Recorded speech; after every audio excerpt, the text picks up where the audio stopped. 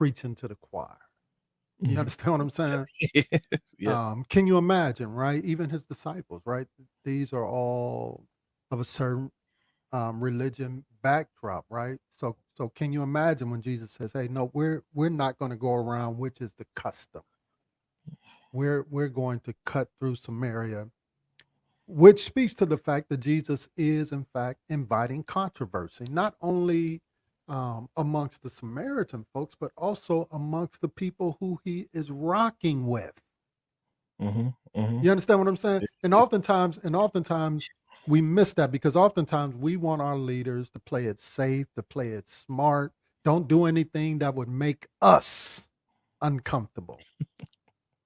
You understand what I'm saying? And most of the time, that's when we get in our greatest angst and agony because don't do anything that would make us uncomfortable. So when Jesus says to his disciples, we're going through Samaria, what Jesus is saying, I'm not interested in just preaching to the choir.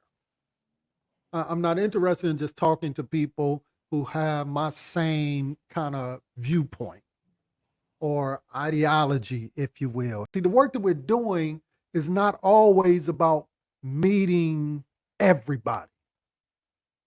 Sometimes it's just simply about meeting the one because it's that one who needs to hear the message that he has a love that is beyond our mistakes, that his grace is sufficient for you in spite of what you've been through, in spite of what you've done, in spite of what you've been dealing with, that he wants to get connected with the one and that he wants to be transparent and authentic with the one.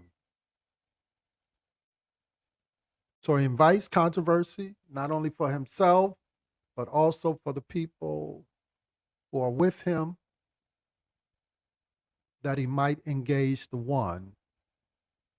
And in engaging the one, he was able to engage the whole town.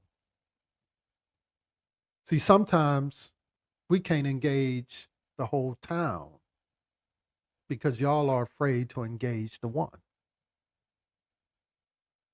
because they don't look like you. They don't dress like you. They don't tack an amen on the end of everything that they say.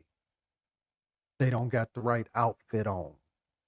They ain't in the right place. And certainly they're not using the same words that you like. You know, they say some words that are a little uncomfortable for you and I. But Jesus dared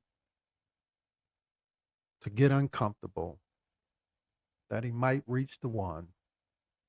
And in reaching the one, he was able to reach the multitude. That's the lesson that we learn from the text.